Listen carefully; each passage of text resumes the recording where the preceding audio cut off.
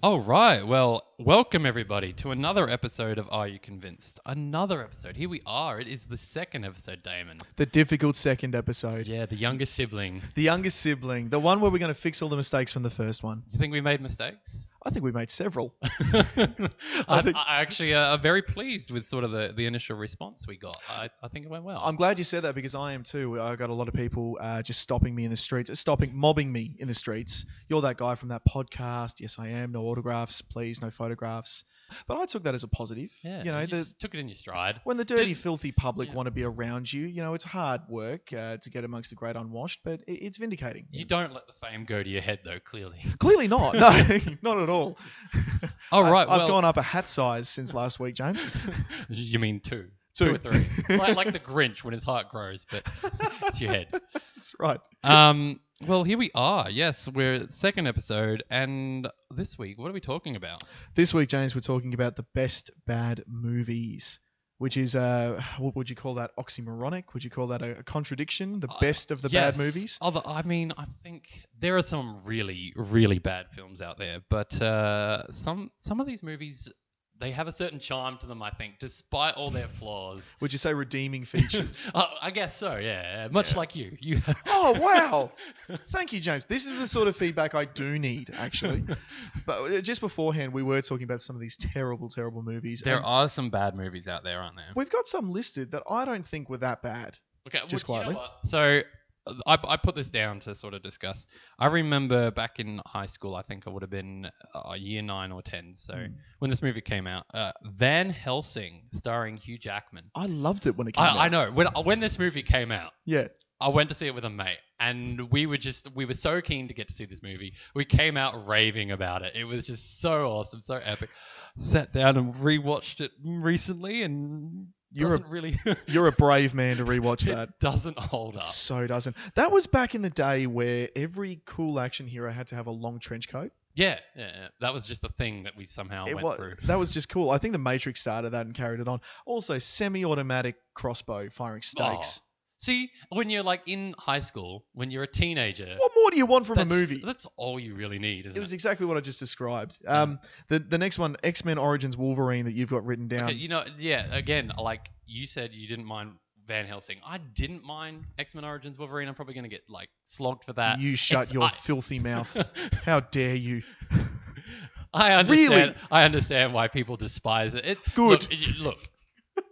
Again, here's the discussion, really. We're talking about the best bad movies. I guess bad movies that you can still find some enjoyment in. Yeah. And for me, X-Men Origins fits that bit. Okay, fair enough. I sort of lost it with that movie when I realized that Wolverine's claws were CGI. Okay. I'm watching it going, why do they look so bad? Why do they look so fake? Oh, they have to have been edited in. Did no one from the props department keep the prosthetic claws from the first two movies that looked great? They looked fine. And, that's if only that was the only problem with that movie. They probably did keep the claws, but somebody decided, no, you know what? To make these look cooler, CGI. yeah, CGI everywhere. Improves everything, especially in 2003. Actually, that's what's happening right after this podcast. I'm going to go down to the CGI department and get this all fixed up. Fantastic. Oh, fantastic. What a segue. Fantastic Four or Fant Four Stick. Okay, so you know what? Fox has not had any luck with Fantastic Four. I have not seen the most recent Fantastic Four film. Can I concede too? I've seen half of it, Okay. and from all reports, I've seen the good half. Okay. Before- Yeah, that's what I understand. Before the action starts, Yeah. apparently that's the good bit of the movie. That says a lot about a movie when it gets bad when the exciting bit happens. When it's supposed to be epic, and the conclusion of the film usually That's right. is the best part. It's what you're waiting for in What the about- movie. what about the other- build-up. Sorry to interrupt you. What about the other two? Have you seen But the first okay, two? so this is. I went to see the original Fantastic Four film as a young kid. I loved Fantastic Four. I thought they were awesome. I think a lot of people do, and I think that's part of the problem here. They had a is that strange- They just haven't been able to release a movie that honors these characters in the way it should. So when I saw the original film, the Jessica Alba one, Oh yeah. was not impressed. I absolutely hated it. It just was not true to the characters, in No, my opinion. Not at all. Completely disappointing, and I've avoided every Fantastic Four film since. I don't blame you. I never saw the second one. Yep. And by all accounts, I was right in avoiding the second one, the Silver Surfer. Yeah. Well, the big one that I think we've both been burning to talk about, and I'm going to rush us ahead just a little bit. Go for it. There's Because no order here. We There's have no order. very strong feelings on this movie, as evident by, again, the conversation we had off air earlier.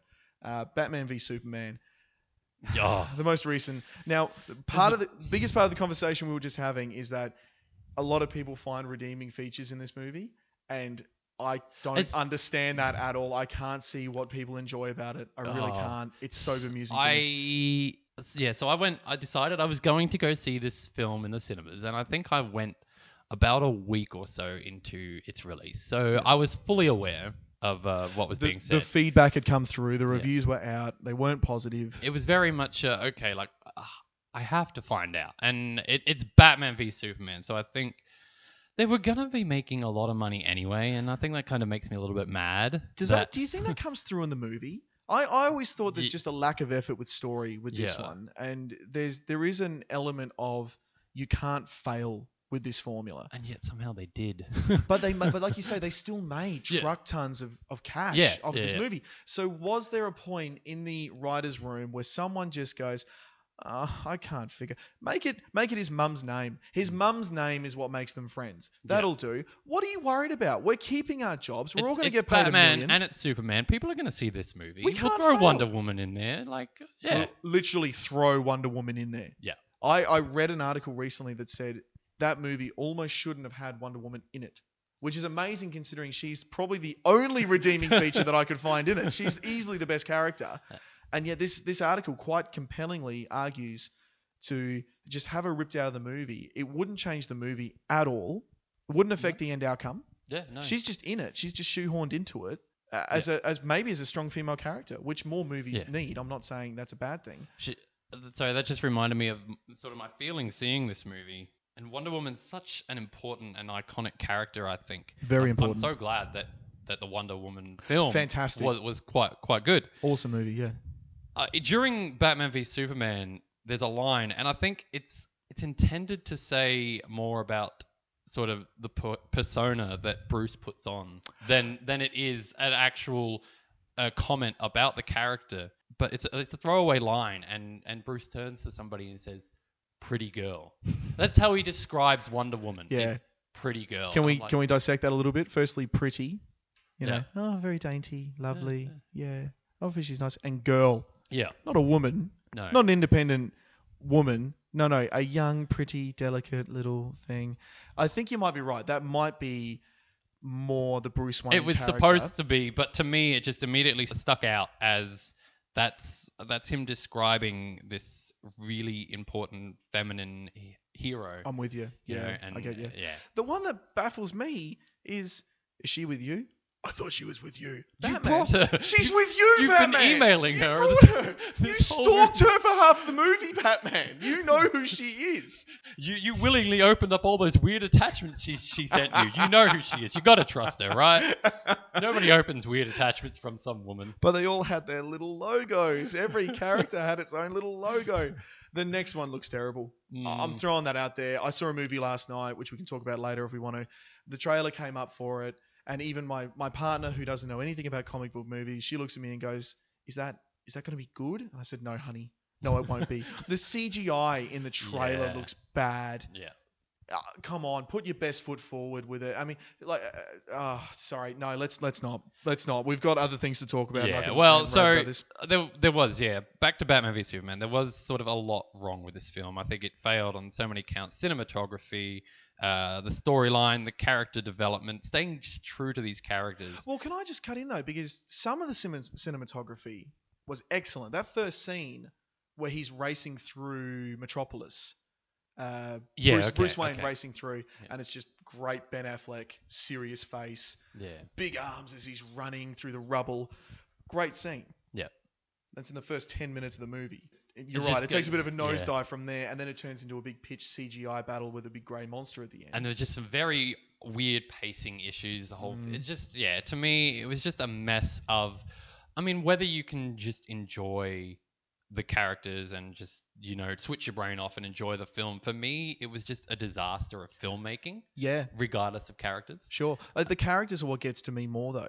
Like we talked about, how can you make a mistake here? How can you make a misstep? You've got the two greatest comic book characters ever. It's a very simple formula. The comic it's based on is incredible. It's one of the few comics I've actually Okay, read. yes. I'm not a big comic book guy, and it's one of the best things I've ever read. Up there with The Hobbit. Yeah, up there, Yeah, okay, there yes. with See Spot Run. Up there with The Grinch. I think Classics. it's classic. It's an amazing comic book. Oh, how depressing, But, James. Yeah, What could it so be? somehow, though, people are defending this film. They are enjoying it, even though it's awful, in our opinions. Fact. Fact. Fact. No, so we don't like it, but some people do for some reason or another, which I think really brings us into our topic. We are talking about the best bad movies, those films that people pan and just hate on so much, and yet, you know what? Maybe they're not that bad. Maybe they're still worth a look in. Sure. Maybe there's a redeeming feature. Yeah. I feel like the movie I've picked is known and is famous for being terrible, Okay. which is its redeeming feature. But we'll get to that. You're gonna have to sell me on that. Oh, I'm gonna sell you. Okay. Don't But worry. first, I'm gonna try to sell you on a little film called Jaws: The Revenge. I have so many questions. I've never seen this movie, and already I have so many questions. So it came out in 1987, directed by a man named Joseph Sargent. It is the fourth installment in the Jaws franchise. Jaws 4. That leads me to my first question, James. I thought the shark died at the end of the first movie, or am I misremembering that great scene of? Yeah, but cinema. there's more than one shark. Oh, get stuffed. Okay, go on. And it stars Michael Caine. So Damon, are you convinced? Already done. We've got to get this bloody shark. See, I've been thinking, am I going to have to do a Michael Caine accent? One of us had to. I'm not going to try You because I were would just butcher- supposed to blow the bloody doors off. Excellent. I've loved you since I first heard your cries echo through this house. And now I'm going to piss off and leave you. I'm going to Italy and I'm going to have a Verda Franca. It's not quite as good as your Grover from last week, but I'll still pay it. I think though, before really getting to this, I should go back and talk a little bit about Jaws, the original Jaws film. Great movie. It's a fantastic movie. It came out in 1975, one of Steven Spielberg's best known films, based on a 1974 novel by Peter Benchley. I did not know that. So it came out pretty quickly after the novel was released. People would be familiar. Its story: a large great white shark starts attacking beachgoers on the fictional Amity Island. Stars Roy Scheider as Police Chief Martin Brody and Richard Dreyfuss as the oceanographer Matt Hooper. It is considered one of the greatest films ever made. It was the highest grossing film of all time until the release of Star Wars. That says something, doesn't it? That it takes Star Wars to knock you off the perch, which was considered, Star Wars was considered the first blockbuster. The term blockbuster was created to describe the crowds going around the block to go see Star Wars. So that's a pretty huge movie to knock off that perch. Jaws is actually really credited with creating the idea of the summer blockbuster. Really? Yes, due largely to Universal. They launched this massive advertising campaign for the film, which I think was just sort of unheard of at the time. You'll be afraid to go back in the scope water. that they went to. They knew they had a hit on their hands, and they just went all out with the marketing. And it paid off. It pretty much created the summer blockbuster, which is why now you get films coming out, and these days it's so bad. We get told, we get an announcement to tell us that there's a teaser trailer coming tomorrow. But that's the legacy I think that Jaws has left. It's such a incredible, iconic film. It created the summer blockbuster. No film had gone to that sort of scope before.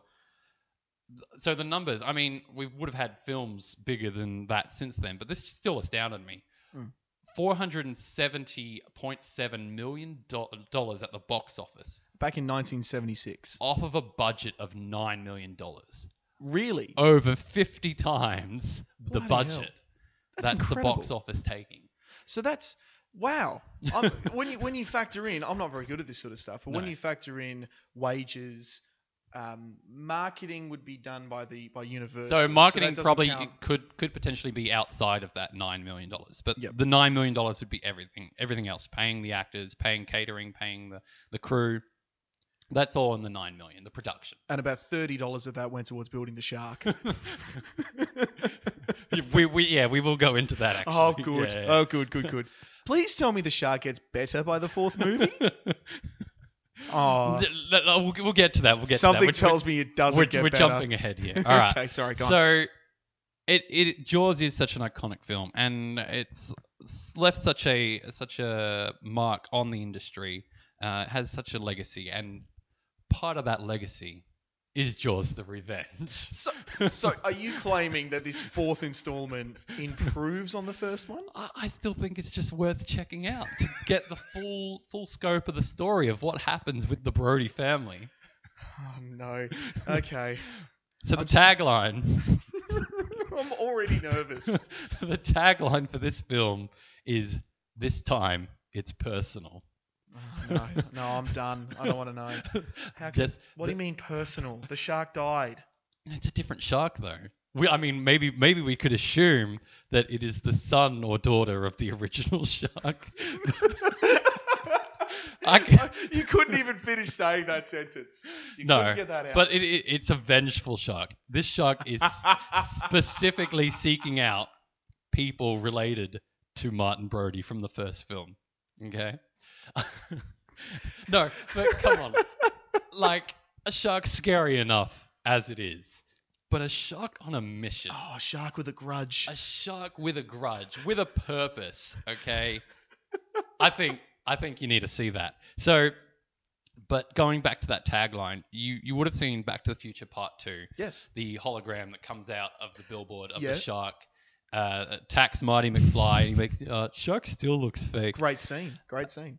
The tagline on that is, "This time it's really, really personal." Really? Yeah. So I find Really, really? Yeah, really, really personal. I mean, I find it fascinating that probably a lot of people don't really know about Jaws: The Revenge. And yet so many people would have seen Back to the Future Part 2, not even realizing it takes a direct stab at this movie. What Jaws were they advertising in that one? It was something ridiculous. Jaws 19. Jaws 19. In Back to the Future Part 2, yeah, is Jaws 19. That's not, considering how many Fast and Furious movies have we got now? Yeah, it's possible. It's not beyond the realms of possibility to have Well, 19. we're now into the future, technically. We're 2 years past that, but, Very true. the timeline got off course Yeah. through those events. So what you're saying is they were wrong. They were wrong. Those- Well, they were right in that timeline, but then Marty brought the almanac back, and now we have a different future. We So have to discuss Back to the Future in another podcast now. There's a lot to be said about There those really movies. It does hold a 0% score on Rotten Tomatoes. I'm talking about Jaws: The Revenge, if that wasn't clear, not Back to the Future Part 2. Holds a 0% score on Rotten Tomatoes. It wasn't clear, and I'm glad you stipulated. Because Back to the Future 2 is fantastic. What you're describing... But I wanted to be upfront with you, okay? I think it's only fair. This is the topic, though. The best bad movies. And you know what? It's a 0% score, which it's a badge of honor. It's a very rare thing. Not many movies actually have a 0% score. It ranks it very highly. But we should we stipulate that means that no one that has seen this movie and then reviewed it positively. Yeah. That's how the rating system works, doesn't it? People seem to think you give a percentage or you give a score out of 10. No, It's just, it's a... no one that reviewed this had a nice thing to say about it. And Michael Caine is in this movie. And not many people know that. Yeah.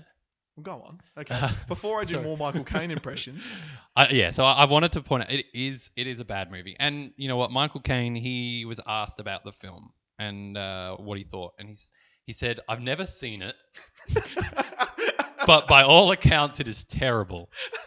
However, I have seen the house that it built, and it is terrific." no, That's what he said. he really said That's that. what he said. Michael Caine is my new hero. Wow. I hope it's a nice house. It's terrific, apparently. But that all being said, I really don't think it's that bad. It's still enjoyable.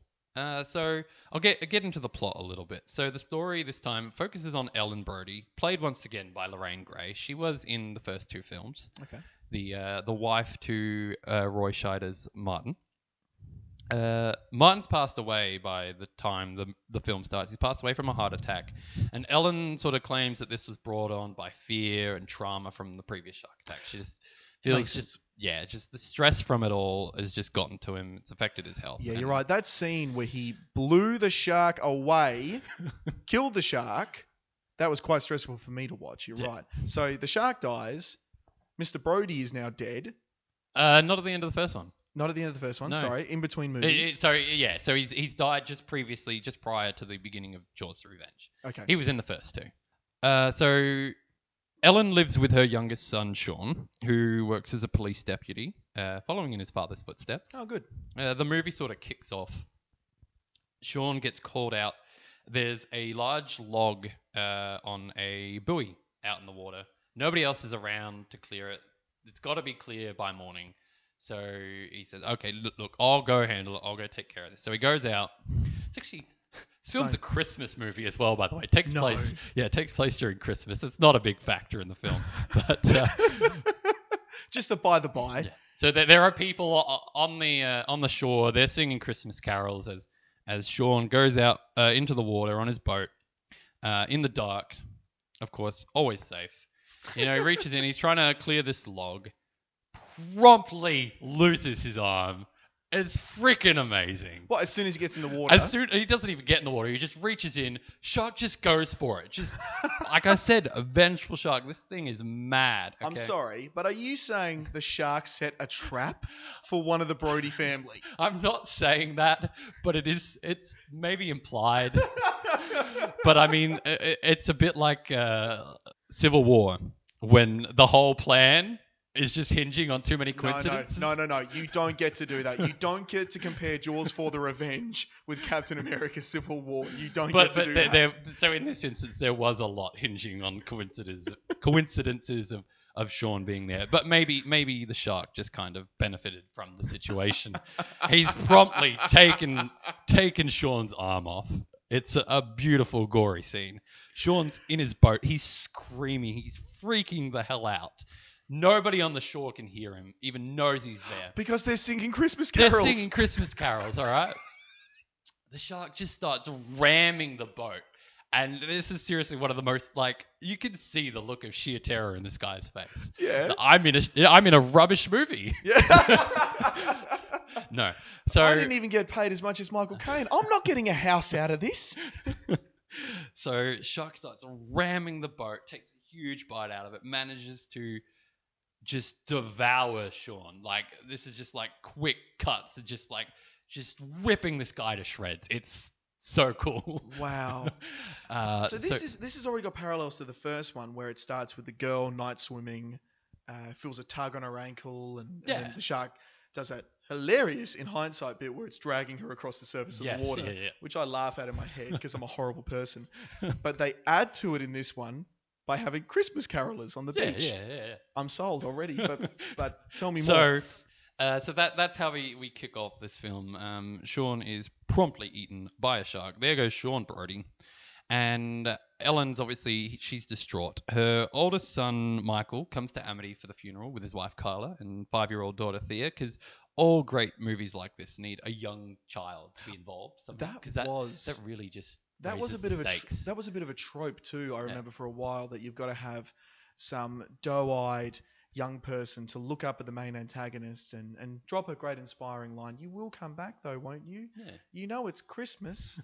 You know the shark's got a vendetta against us and the family. You will not go back in the water again, will you? Don't worry. Daddy. Don't worry, tiny Emily. I'll come back to you. So they come to Amity for the funeral, and Ellen starts raving about she's convinced that the shark is seeking revenge. She's adamant that it's going after the family. Someone needs to lock Mum away. And she pleads with Michael to quit his job as a marine biologist, because of course he's a marine biologist. Oh, no. He was around for the events of the first film. He was directly affected by the events of the second film. Almost eaten. And here he is. I'm going to become a marine biologist. His mum begging him, like, stay out of the water. Like, come on, the shark is clearly coming for us. That was the tagline in the first movie. You'll never want to go back in the water again. What does he do? He throws himself back in the water. Yeah. Terrible. Naturally, as you do, he also thought Ellen was crazy. Yes. And he decides, you know what, you need to get away. So come back. They live in the Bahamas, because of course they do. So no, stop. She's convinced this sharks that live in water, has a vendetta against her and her family. Yep. So they live in the Bahamas, which I'm pretty sure. No, Michael lives in the Bahamas, but he's saying come back to the Bahamas. But come to an island, Mum, surrounded by water. But Bahamas, that's warm water. The sharks wouldn't go there. He argues this. He says the sharks aren't going to want to be there. It's too warm. Oh, crap. He's a marine biologist. He knows. Sorry. But it's true. They wouldn't want to be around there. The waters are too warm. That's not true, but go on. So, off they go to the Bahamas. This is where we're introduced to Michael Caine. He plays Hoagie, a carefree pilot. What's his name? Hoagie. Hello, my name is Hoagie. Yes, it's perfect. And I am a carefree pilot. So, automatically, just straight away, lightens up the whole mood. Obviously, we've just had a death straight at the start of the film. Both Michael and Ellen are affected by this, so it starts off a little bit gloomy, but in comes Michael Caine, save the day with just his lovable, carefree Hoagie. He's Michael Caine, really. He's she'll be right kind of thing. Just chewing scenery. Yeah. Just as he would. Hoagie and Ellen begin to develop a bit of a romantic relationship. Mm-hmm. Meanwhile, Michael and his partner Jake are studying conch. Studying conch. Like mollusk things. Have you not seen the SpongeBob episode with the magic conch? All hail the magic conch. You're crazier than the woman in this movie. The shark's got a vendetta against me. Conches. Magic conches. Like shell things. Yeah. Oh, what the curly one that you blow through and it's like a horn? Sort of, yeah. I guess so. Is that? Yeah. They're creatures. Anyway, so they're studying these things. Thank you. They're studying conch. And this is when they encounter the shark, who of course has made his way to the Bahamas. Jake and Michael are in the water. Shark ignores Jake, goes straight for Michael. Michael's thinking, like, what on earth is going on here? This is just not right. So he begins to think, okay, so maybe Mum's right. Maybe this shark is out for revenge. It's not very scientific. Like, there's no logical reason it wouldn't have just gone straight for Jake. I mean, sharks really don't care to eat humans anyway. So the Jaws films deal with sharks that are specifically going after people, even though they just wouldn't really. That's not a thing that they do. True. But anyway, so he pleads with Jake, just don't say anything. Jake encourages them. They're going to study it, because of course they are. Because sharks never come to the Bahamas, so they're going to take the opportunity to find out more about this great white shark. But you know what? I can't really go into too much more of the plot without giving too much away. Okay. You know, if I tell you the whole thing, why would you want to see it? I've told you exactly what happens. Well, I'm hooked. So I need to know what happens. So you have this shark. He is out for revenge. He's going to take out all of the Brodies. He's going to take out Michael. He's going to take out Ellen. Little Thea, little 5-year-old Thea. Oh, don't. Is at risk here. Okay. No. This shark is going for everybody. Did they bring the tiny little one with them? They live on the Bahamas. The girl lives there too. There's a vengeful shark out for the family. Get the girl away from the beach. Move that girl to Switzerland. Up in the Alps where the shark can't... Well, I presume. I don't know how resourceful the shark is. This shark was pretty keen on traveling to the Bahamas in 3 days from Massachusetts. So maybe. I mean, it's persistent. Wow. Well, clearly it's got some sort of deal with the airlines or something that it can fly there. Freaking flyer miles. Yeah. Saved up his points. This movie's ridiculous, James. It is. You know what? It's not even the most ridiculous part. So Ellen... What is the most ridiculous part? Ellen starts to have premonitions of when the shark's going to attack. And she starts to get haunted a little bit by memories of of events she wasn't even present for. What are you talking about? She starts to reflect back on the time that her son Sean was eaten alive at the start of the film. Was she one of the Christmas carolers Mate, watching the whole well, thing? I don't think so. I'm obsessed with the idea that people are standing on the beach singing Christmas carols just to start with. That's Yeah. the first thing I'm obsessed with, because no one does that. The second thing is that they don't even notice a man being attacked by a shark, presumably meters away from them. I'm obsessed with that. Yeah. So she's having premonitions about that. Yeah, well, she's remembering that, I guess, and she's remembering her husband battling the shark in the first film when he gets the scuba tank in the mouth and she's smile, you son of a, that's a great scene. Remembers that. Yeah, she was not there She in that was scene. definitely not there. So she's maybe psychic now. I don't know, but what I'm thinking is what they were going for was we've seen these events, so we know what happened. Right. She's just thinking about, the death of her son, her husband fighting with a shark previously, and the only way to illustrate what she's thinking about is to show us what she would be thinking about, these actual things that have happened that we have seen. I guess that's what they were going for, but she still has premonitions that the shark is going to attack, so that's a little bit strange. If a shark can have a grudge, this woman can have psychic powers. For sure. I'm fine with that. So the film, it was directed by Joseph Sargent. A little bit of trivia here.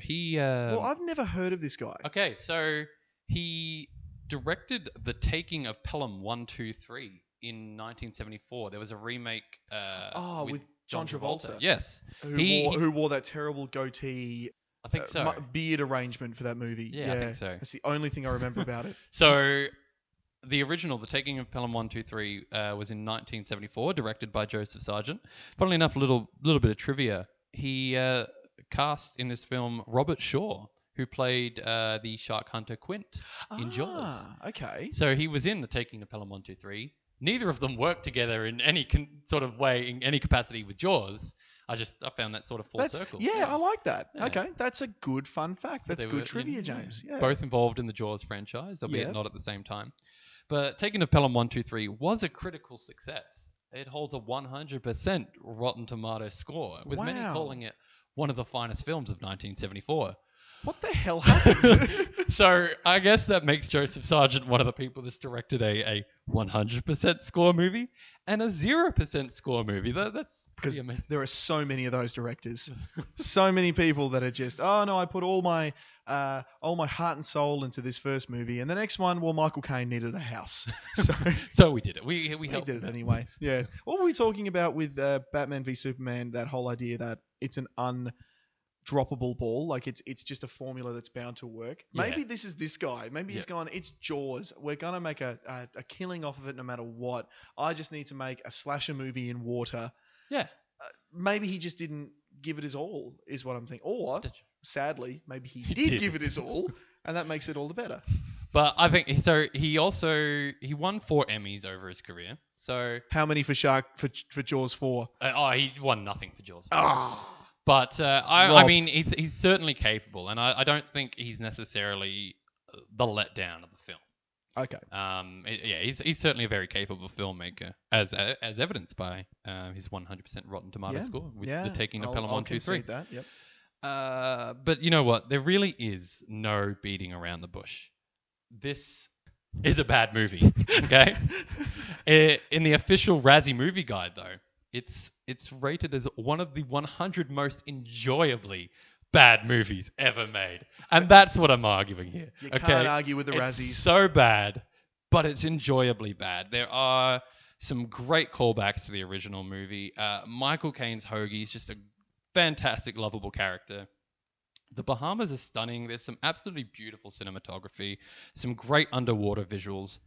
The shark actually looks half decent, okay? Wow, okay. Considering, so clearly you wanted to touch on this. The issues that plagued the first film with Bruce, the model that they had, drove Steven Spielberg nuts, because as soon as they would get it in the water, it just would completely malfunction and stuff up. So that's why in the first film, you don't actually see a whole lot of full-length shots of the thing, because they just couldn't get it to work underwater. Yeah.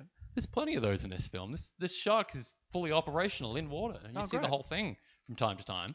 What is with Steven Spielberg and insisting on having large like animatronics. in Oh, his it's movies. admirable for sure because it Bites gives off a lot, doesn't he? a more realistic feel to the film. Yep. Yeah, so they managed to whatever was going wrong with the first film, they've rectified that. The shark looks pretty decent for a film made in 1987. Sure. Yeah. Okay. Yep. So it's got that going for it. But ultimately, you know what?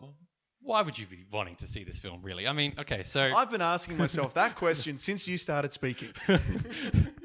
so spoilers for films that came out like many, many years ago, decades ago. I'm not caught up yet. First Jaws, they shove a scuba tank in his mouth, shoot it with a rifle, shark blows up. Great scene. Alright. Love that scene. Second Jaws, there's an underwater cable, power cable. Yep. They managed to convince the shark to bite down on it. Electrocution, all right? I haven't seen Jaws 2, but I will as soon as I get home. That's not what I'm pitching. Okay, I'm sorry. Jaws 2, where a shark gets electrocuted, Yes. sounds better than a shark with a grudge and a woman with psychic powers. Jaws 3, was Jaws 3 3D? Yeah, it was Okay. that really poor 3D. Yes. Yeah. Yep. Very gimmicky. That shark killed by grenade. Oh, Alright. well, that's not original, though. We blew up the first shark. God, but it's still. Yeah. Okay. But anyway, Okay. so I won't tell you how this shark meets his No, demise. you can't do but, that. But that's really why you would want to watch these films, is to just see a shark just mess things up, completely devour a few people, and then meet an epic ending. Yeah. So Damon, I have to ask, are you convinced? I don't know what to think. You've convinced me that yes, it's a bad movie. What you've convinced me of, though, you've done a lot more research on this than I have. I promise you. Do you think it's worth a viewing? Yes, because I want to find out what happened to the shark, and I want to know what happened to the little girl in the movie as well, who's living in the Bahamas with a vengeful shark after her family. I want to see what Michael Caine does in this movie. I just want to see him chew the scenery. So, yeah, no, you've convinced me. I certainly want to see this, and it sounds pretty good for a terrible, terrible movie. Yeah, thank you. Ah, wow. I don't know where to go from here. Shall we start on mine? Oh yeah, let's go not, to it. Let's not dwell too much on these movies. Let's just move straight on with Yeah. our lives. So, okay, full disclosure, I was fully prepared to review another movie. I was fully prepared to review a movie called The Arrival, not Alright. to be confused with Arrival, which came out yeah. last year. Amazing movie, by the way. The Arrival is not an amazing movie, but it does have Charlie Sheen in it at peak Adonis Tiger Blood. Like Tiger mode, full Tiger mode. All right. Sheen. He plays a scientist, discovers an alien signal, has a goatee, is buff, is rugged and ready, but also incredibly smart and sleazy. It's awful. And All right, sounds good, but that's not the movie. that's not the movie I'm convincing, talking about so- because it wasn't on Netflix. I reckon Netflix came to their senses and ripped it off. So instead, I've gone back to the holy grail of bad movies, a movie that if you say bad movies to most people, they've got a list in their head. Usually this one's up there in the top Okay. 3, I would say.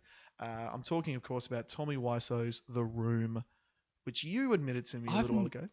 I hadn't really heard much about it. I think I have heard of it sort of recently because it's coming around again. Yes. Obviously, a new film coming out. The at end of Disaster year. Artist. The Disaster Artist, based on a book, Yep. which is about the story of the making of this film. That's exactly right. Yeah.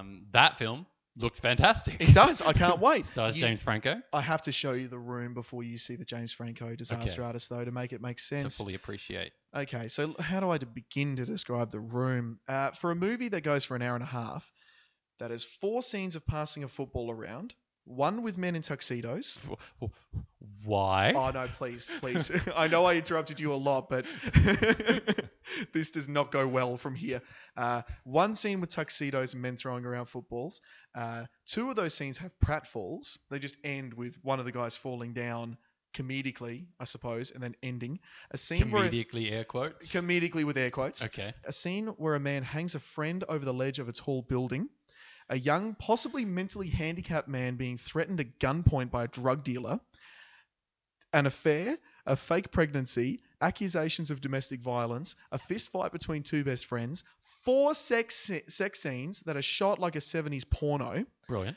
a graphic suicide scene, and 3 scenes in which grown men stand around calling each other chickens and going cheep, cheep, cheep, cheep, cheep, cheep, cheep, cheep, cheep, cheep, cheep. The plot of The Room is actually remarkably simple, given all of that. I was going to say, are you just going to try to sell me on the curiosity of how could all these things be tied together? That's part of the appeal of The Room, in that none of those things are tied together well. They're all just scenes in the movie. It's remarkable how bad this is. This is an exercise in how not to make a movie. So the basic plot is man loves fiance. The word fiance is never actually used in this movie. Okay. Man loves fiance. Is it how like implied? Like how? I promise we'll get to that, because it's actually a really interesting fact in this movie. It's just a bizarre one. Man loves fiance. Fiance has second thoughts. Has affair with man's best friend. Man has dog. No, not a dog. No, there is a dog in this movie, and we're going to come to that but it's too. not man's best friend. Oh, I'm sorry. Okay, with the man's best friend called Patches. Man has a birthday.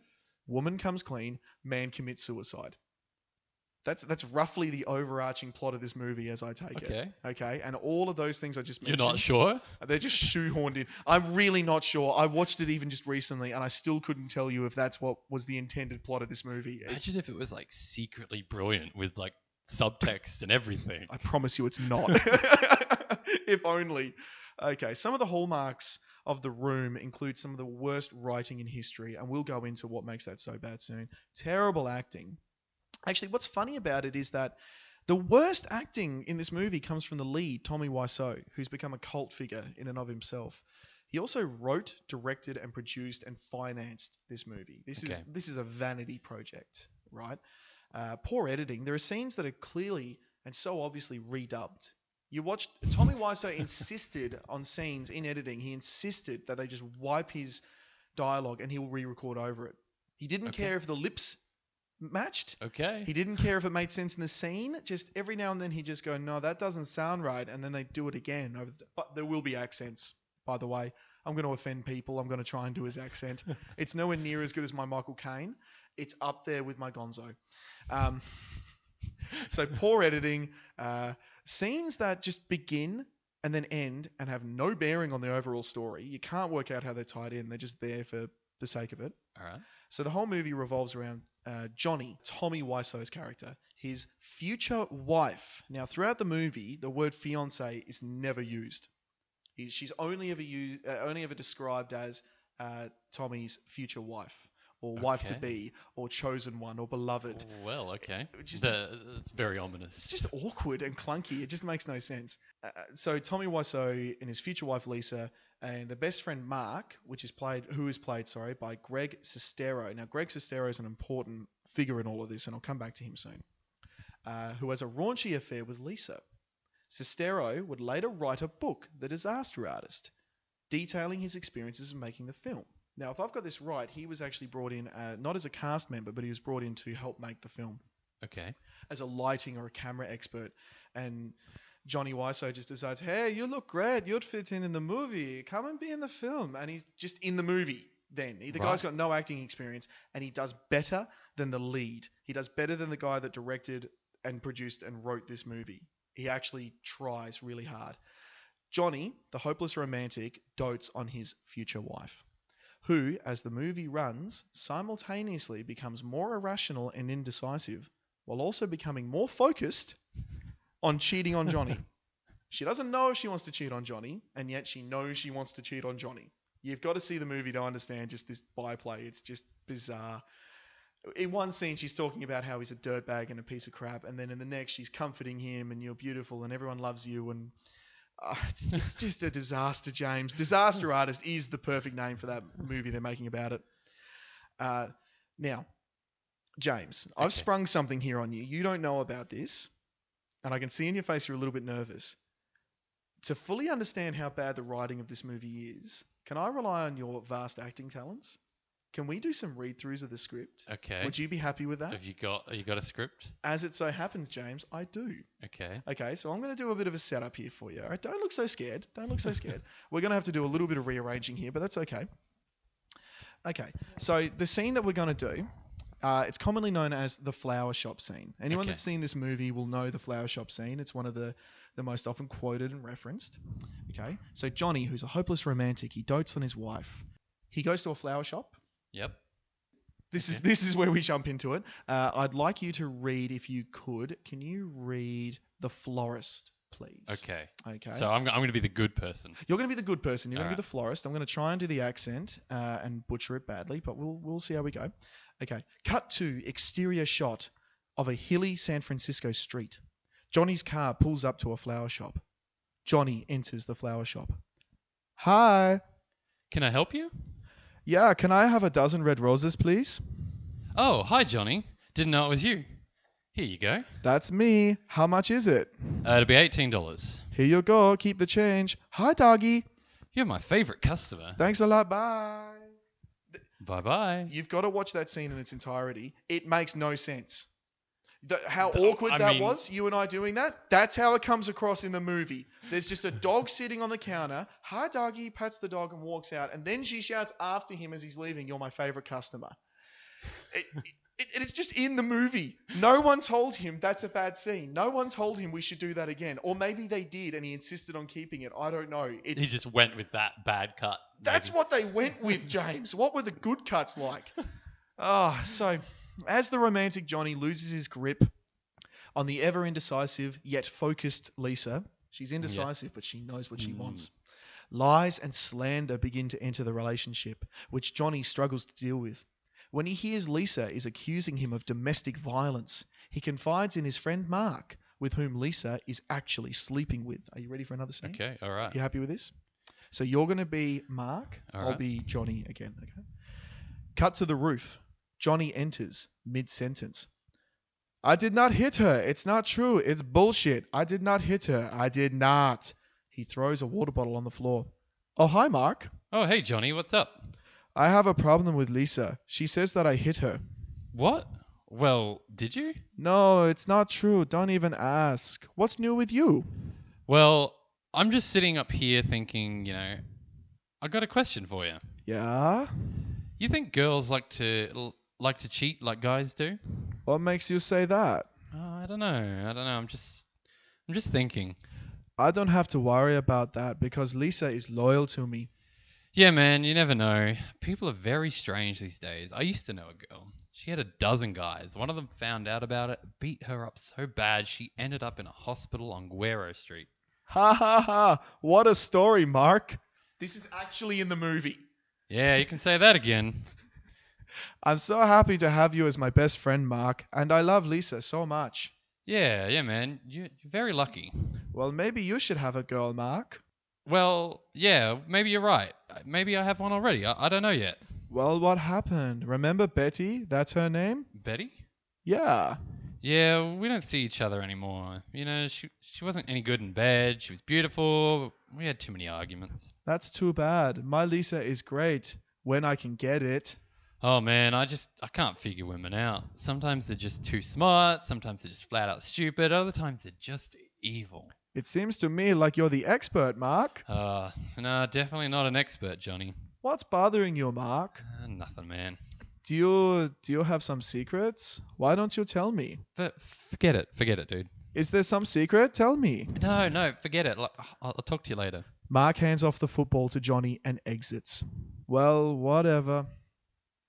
Okay. You acted that better than either of those two men in that movie. Brilliant. Yeah.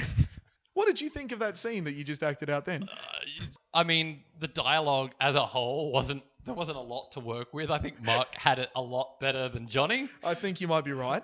But I could do something with that dialogue. I don't think I could have done anything with what Johnny had. No, absolutely not. And like you said, he clearly wrote this film, and He he did. thought that was how people talk. Clearly. It's not okay. How about, can I just draw your attention to the that great story that Mark told about a woman who was beaten up so badly Oh yeah. that she was put in a hospital on Guerrero Street? That was a great story, wasn't it? Yeah. Okay. Really lightened up that scene. Tell me about it. This is the mind that we're dealing with James. Now, I promise there's just one last scene. Oh, there's another scene. I'm putting you Okay, through okay. this. Okay, listeners, please understand. James has been shanghaied into this, but I think it's worth it. Okay. Lisa also has her confidant in her doting yet overbearing mother, Claudette. So I'll play Claudette. Oh, dang. You play. Or do you want to be No, Claudette? no, that's cool. I'm good. I'll be Lisa. You look like a Lisa. Yeah, all right. Okay. Thanks. In a strange kind of way. Okay. Cut to the room. Oh, I should say the movie is primarily based in one room of their house. Oh, okay. Just constantly cutting back and forth to this room where things are happening. Okay. Rightio. So, are you Lisa? I'm Claudette. Lisa. Okay, I'm Lisa. go for it. So I'm organising the party for Johnny's birthday. Can you come? When is it? Next Friday at 6. Oh. It's a surprise. Oh. You can bring someone if you want. Well, sure, I can come, but I don't know if I'll bring anybody. Oh, that jerk Harold. He wants me to give him a share of my house. That house belongs to me. He has no right. I'm not giving him a penny. Who does he think he is? He's your brother. He's always bugging me about my house. 15 years ago, we agreed that house belongs to me. Now the value of the house is going up and he's seeing dollar signs. Everything goes wrong at once. Nobody wants to help me, and I'm dying. You're not dying, Mom. I got the results back. I got the results of the test back. I definitely have breast cancer. Look, don't worry about it. Everything will be fine. They're curing lots of people every day. I'm sure I'll be all right. Oh, I heard Edward is talking about me. He is a hateful man. I'm so glad I divorced him. Don't worry about it. You just concentrate on getting well. Well, at least you have a good man. You're wrong, Mom. He's not what you think he is. He didn't get his promotion, and he got drunk last night, and he hit me. Johnny doesn't drink. What are you talking about? That look you're giving me is the correct response to that. That's absolutely right. In that scene, she drops the bombshell to her daughter that she has breast cancer, and then doesn't bat an eyelid at the domestic violence No, claim, okay. only at Johnny, this perfect man, not being a drinker. This is the movie we're dealing with, James. All right. I'm not going to make you do another scene. I Okay, could, but that's I it. won't. I think we should spare our listeners. I think we should. I think really we did pretty well there, to be I honest. did really well. You've had the acting lessons. Man. I've just watched The Room too many times. So the movie ends with a party, which is just another bag of cats. It's just awful. Johnny gets sad and depressed because he pretty much confirms that Lisa and Mark are sleeping together. Throughout the whole party, they're throwing it in his face. They're dancing together. They're making out. Oh, well, that'll give it away. That'll give it away. The movie No, we're ends. just friends. By this point, they're just up front. And they're just, what do you know, Johnny? Stay away from us, Johnny. And he's like, but you're my future wife, Lisa. And she's like, I don't know what I want. But I don't even know what that means. Like, why don't you just call me a fiance like a normal person? You're my future wife, Lisa. And Mark's just all like, whatever, man. I don't know what's going on, man. Stay away from me, Lisa. You're psycho. But let's sleep together again. I don't know, man. Women are weird. No, Mark, you're weird. You don't know what's going on, man. The movie ends with Johnny. It's actually a really graphic scene. You see him pull the gun out of a drawer, put it in his mouth, and blow his head off. It's awful. It should have a trigger warning on it. There's no pun intended there. And the movie just ends with him dead on the floor. All right. Yeah, lovely, charming. Before I ask you if you're convinced, because I can see it etched all over your face right now, can I just read you some fun facts? Okay. Try let's and go. lighten the mood. All right. Desperately trying to Last lighten up the minute, mood. like lightning round stuff here. Let's do to this. convince me. Fun facts from IMDb. Full credit to IMDb here. According to Greg Sestero, Tommy Wiseau submitted the film to Paramount, hoping to get them as the distributor. Usually it takes about 2 weeks to get a reply. Okay. How long do you think it took? Are we talking hours? Without looking at the screen. Oddly, this can be measured in hours quite easily. All right. Like a day. Yeah, 24 hours. Yeah, wow. They basically got it and just went, no, Oh, God. no, way. we're not touching this. Entire scenes were out of focus because nobody bothered to check the lens. At least the writing was good. According to Greg Sestero's book, Tommy Wiseau insisted on having his bare bottom filmed. I have to show my ass or this movie won't sell, was Wiseau's reasoning. Mhm. A billboard for the film. Now, this is fascinating in and of itself. A billboard for the film was erected on Highland Avenue in Los Angeles, where it stayed for 5 years. Okay. They kept it up for 5 years. Now, the billboard, if I'm thinking of the right one, it's quite sinister looking. It's Tommy Wiseau's face, and he's got like long hair, and he's got a pale face, and he's looking very stern. It's all black and white. It's called The Room. If you saw that billboard, what would you think The Room's about? I would think it was a horror movie. You'd think that, Yeah. wouldn't you? It is a horror movie. but Horrible. That's not what it was intended to be. 5 years it stayed up, mate. Why did it say? Why didn't they not take it down? I couldn't find that, actually. Oh, I could alright. not find out why. I'm hoping the movie The Disaster Artist will share some light on this. Yeah. This is my all-time favourite. Mark, Greg Sestero, is named after Matt Damon. The character Mark is named after Matt Damon. Okay. Okay. Well, Okay. I mean, I have questions. Okay, good. You should. According to Sestero, Tommy Wiseau misheard the actor's name despite obsessing with the actor. All right, so Mark Damon. He's obsessed with Mark Damon. Yeah. And last one, because this is just so bizarre, it has to be true. Tommy Wiseau claims to have financed the film by importing and selling leather jackets from Korea. He refuses to further elaborate on this.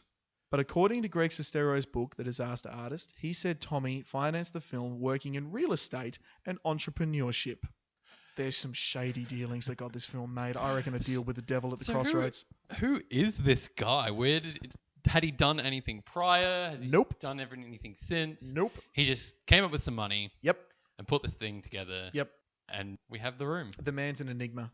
All right. Thankfully, he's not made another movie. Thankfully. He just sort of appeared on the LA scene. I can't wait to see this movie and read this book because the story about this movie... The Disaster Artist, you mean? The story of The Disaster You've already Artist. seen The Room. I don't ever want to watch it again. It's just so... But it's mesmerizingly bad, James. Like I said, if you ever want to make a film, watch this one first and do the opposite on everything. It's remarkable how much they can get wrong. And it's remarkable how a man who wrote the script can't even act it out. He wrote it for himself.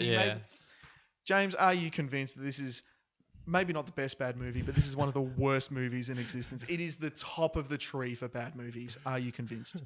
Oh, I see. For the angle you're going is. I never is said it was enjoyable. I took it from, of all the bad movies, which is the king, which is the best of being bad. Well, I mean, I couldn't confirm that that's the best bad movie. I mean, there are a lot of bad movies. I would have to watch this movie to rate it, to decide where it goes on the ranking. I can't wait. If you're going to argue, is this the best worst movie on the merit of it's the best at being bad? I can't say I'm convinced. It'd be pending further research. That is absolutely fair. So that's my answer. I'm not convinced at this point in time.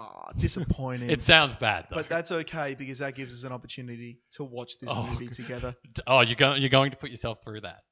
Oh no! I'll leave it here for you, and then I'll go. You said together. Oh, I did, didn't I? I need you to hold me. Bugger.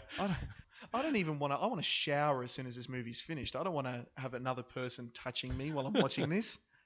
Well, on that note, listeners, that's the note we're choosing to end this on. What do you think? Do you think that The Room is the worst movie ever made? The king is it of bad the king movies? Of the best bad movie?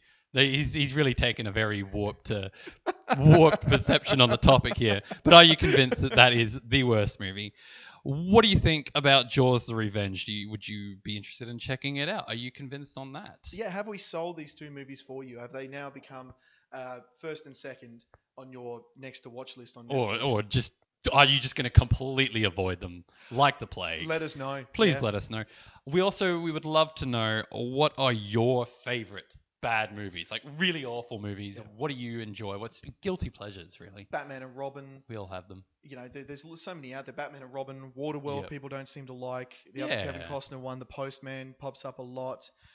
There's a movie called Rubber about a vengeful tire that kills people. It sounds like a great premise. It's a bad movie. You've told me about this. Yeah, it's awful. Rubber, you know what? It's not even a good bad movie. It's a bad movie. Just bad. But yeah, tell us what are your favorite bad movies? Please let us know in the comments.